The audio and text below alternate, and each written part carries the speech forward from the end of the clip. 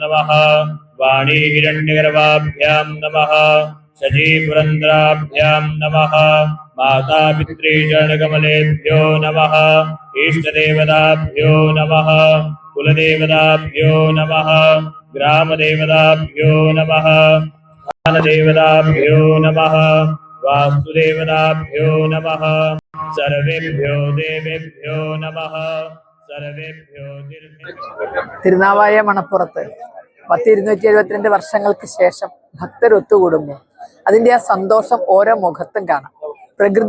പ്രകൃതി തന്നെയാണ് ദൈവം എന്ന് ഓരോരുത്തരും തിരിച്ചറിഞ്ഞ് അതിനെ പൂജിച്ച്, നിലാദേവിയെ പൂജിച്ച് മടങ്ങിപ്പോകുമ്പോൾ കിട്ടുന്ന ഒരു ആത്മസംതൃപ്തി തീർച്ചയായും ഒരുപാട് സന്തോഷം തോന്നുന്നു.